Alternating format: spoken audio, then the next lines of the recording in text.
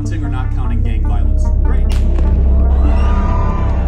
Eu fui acometida por uma onda de pessimismo na última semana, como se tivesse levado uma pancada e não me sentisse capaz de levantar. Chorei algumas vezes revisitando uma desesperança crônica que há anos eu tento combater. Quando criança, fui apresentada para o cenário do que seria meu futuro certo. Segundo os mentores da organização religiosa da qual fazia parte, eu não morreria sem antes ver o fim do mundo. Fui ensinada que eu acertaria as contas dos meus pecados neste momento do fim. Uma doutrinação que me fez acreditar que minha vida seria curta. Passei do sentimento de pavor na infância para o sentimento de conformidade na adolescência, pois em algum momento eu concluí que jamais poderia ser tudo o que eles esperavam de mim para poder sobreviver a este fim iminente. Eu provavelmente seria destruída no fim do mundo. Na vida adulta, comecei um trabalho intenso de autoconhecimento que me ajudou a desmantelar parte dessa crença, passando então a acreditar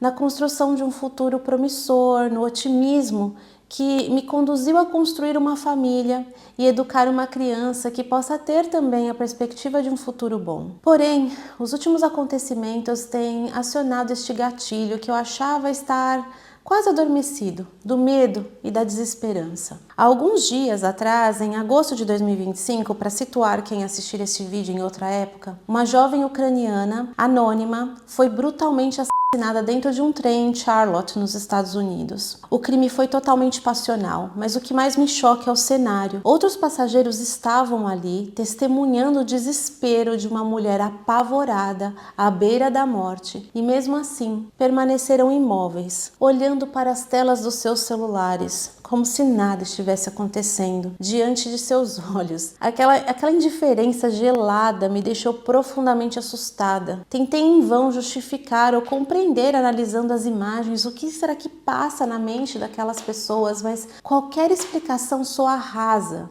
porque de fato o buraco é muito mais embaixo. E então, no dia 10 de setembro, uma figura pública, Charlie Kirk, um ativista político de 31 anos, foi assassinado com um tiro por um rapaz de 22 anos na frente de milhares de jovens no campus de uma universidade. Charlie, aos 18 anos, corajosamente exerceu como a missão de um guerreiro seu direito de falar em todos os lugares. Ele montava uma tenda na frente das universidades em todos os Estados Unidos com a chamada "Prove que estou errado" e deixava o microfone aberto para quem quisesse debater ideias com ele. Ele era xingado, ameaçado de morte inúmeras vezes, chamado para briga, mas ele pacientemente ouvia e com palavras trazia seus contra-argumentos. I'll let you take the first punch.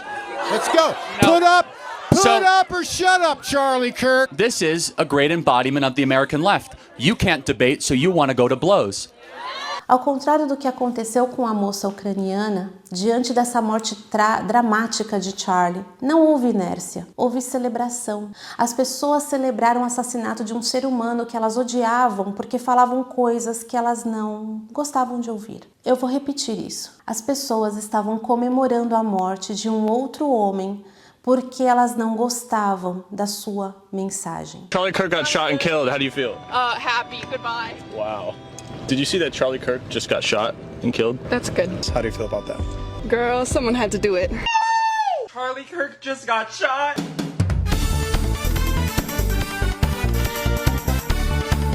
Tentaram justificar a sua morte porque, segundo o compasso moral dessa turma, ele era classificado como fascista, nazista, racista, cristão e branco. Ao mesmo tempo que as palavras fascista, nazista e racista se esvaziaram de significado porque basta discordar da seita woke, então você já recebe o rótulo, essas mesmas denominações justificaram tirar a vida dele.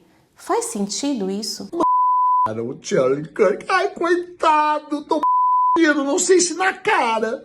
O Charlie Kirk tem 2 filhas pequenas. Que bom para as filhas dele, né?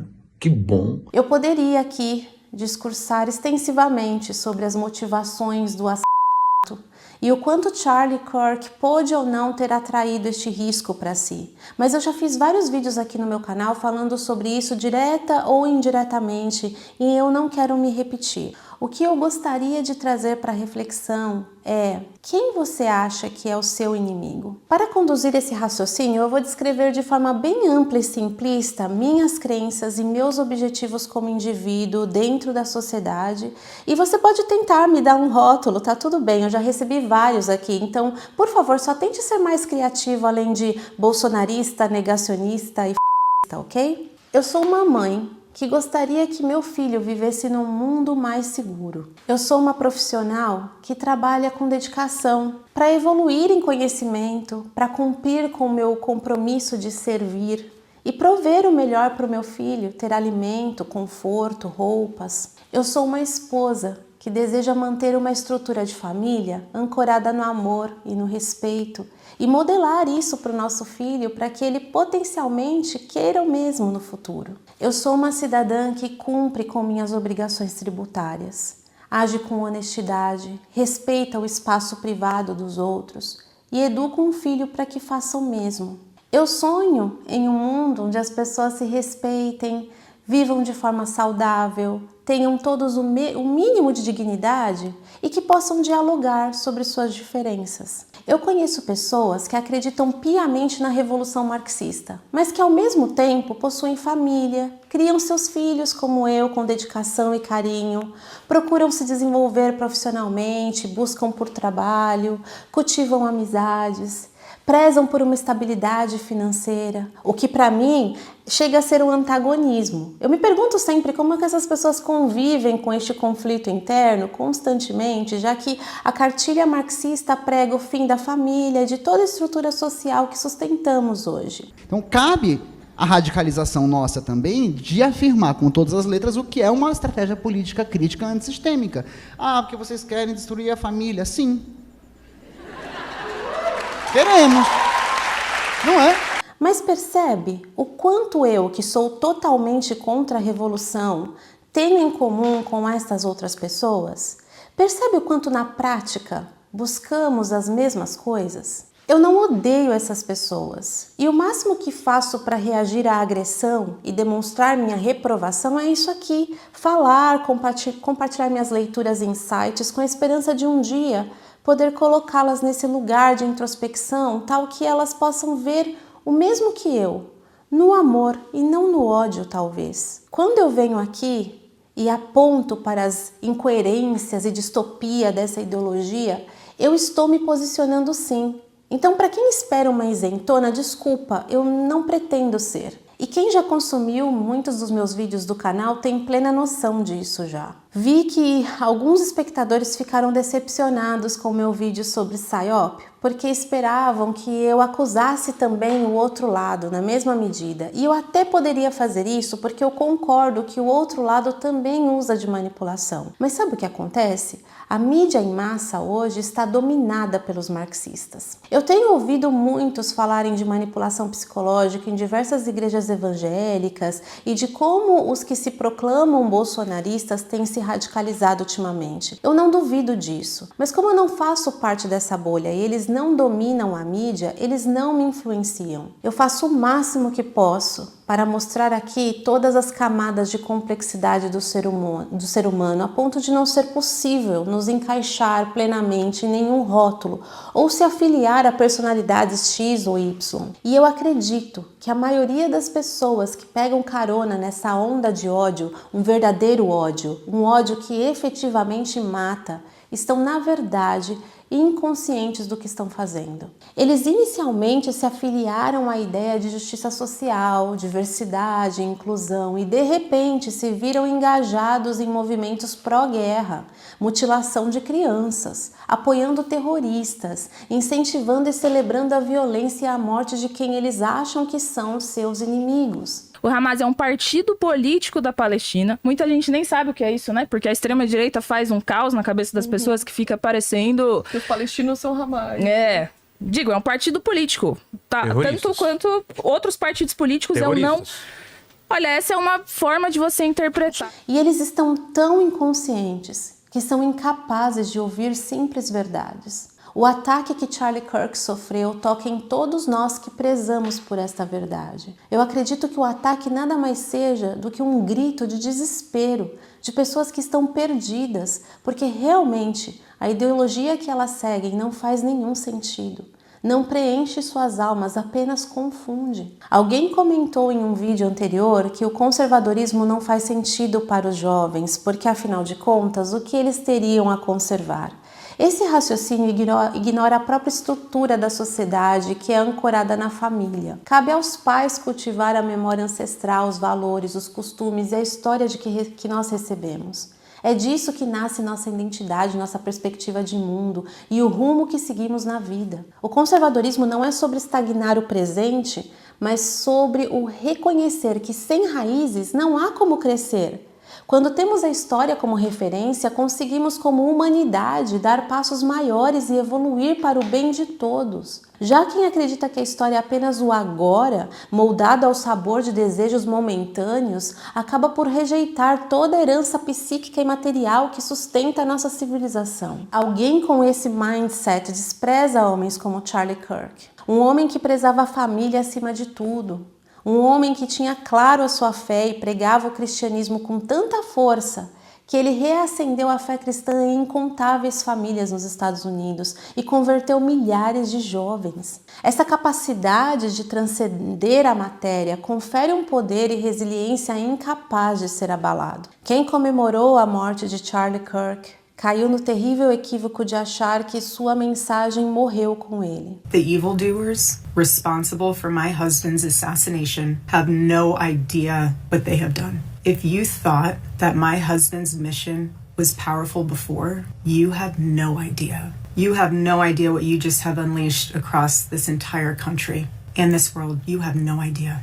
You have no idea the fire that you have ignited within this wife. The cries of this widow will echo around the world like a battle cry. Pensa na insatisfação e desconforto que essas pessoas sofrem diariamente. Elas seguem uma ideologia que promove o caos, a deterioração do corpo, que separa as pessoas em categorias irreconciliáveis, que promove a solidão porque família deveria ser a fonte de conexão mais profunda que necessitamos para nos tornarmos seres humanos minimamente funcionais. Eu tô super contra a monogamia, super contra o amor romântico. Eu acho que esse negócio de família tá fudendo a gente. Família é um núcleo produtor de neurose, essa família tradicional, branca, conservadora brasileira. Gente, isso é um horror. Isso é a base do fascismo, assim. Falemos a verdade, né? Deus, pátria e família, não é assim que o nosso ex-mandatário assinava? Esse é um lema, é um slogan fascista. Uma ideologia que inveja a prosperidade alheia, que suprime o potencial das pessoas por colocá-las em posição de vítimas e de inércia, que fomenta o ódio e se julga todo-poderoso, ditando quem merece desprezo e morte. Eu vejo essa ideologia como uma ameaça a tudo que eu acredito e prezo, mas não vejo essas pessoas como inimigas. Eu as vejo como desprovidas de consciência, afastadas de sua essência, enganadas. É arrogância minha pensar assim? Talvez, mas é porque eu acredito que nós temos sim uma essência que quando entramos em contato com esta essência, na verdade, desejamos todas coisas muito parecidas como seres humanos. Quando estamos centrados em nossa essência, nós vemos beleza no que espelha a natureza. Nos elevamos com coisas semelhantes porque a nossa natureza é a mesma. Quando vejo os jovens nas ruas hoje com um olhar perdido, sem identidade, agressivos, entorpecidos quimicamente, vazios de emoções e de perspectiva, chego a pensar que realmente os manipuladores, os donos do mundo, conseguiram o que queriam e talvez estejamos mesmo no fim do mundo. Não necessariamente como eu fui ensinada na infância, porque eu não acredito que a Terra será completamente destruída, mas eu acredito que se a humanidade normalizou a violência, poderemos enfrentar sim muitas guerras civis, uma onda gigante e irreparável de violência que culmina no colapso de tudo que conhecemos hoje, dando entrada para um futuro realmente sombrio. Será que podemos evitar isso? Será que estamos dispostos a não se deixar mover pela raiva. Diante da indignação e luto de um homem que moveu multidões, eu vi milhares de pessoas com velas nas ruas orando por Charlie. Eu vi homenagens, vi arte em forma de canções e poesias. Será que isso é um sinal de que podemos reverter o ódio com o verdadeiro amor? Vamos nos esforçar para ainda olhar para nossos vizinhos e até para aqueles parentes que votaram no partido que você despreza com compaixão, lembrando-se de que, em essência, eles têm muito mais em comum conosco do que diferenças. Que possamos nos proteger e ainda poder escolher usar a nossa voz como espada. Agradeço ao Charlie Kirk pela inspiração e exemplo de coragem. Agradeço a você por me escutar até aqui. Em paz e com amor encerro este episódio. Até a próxima.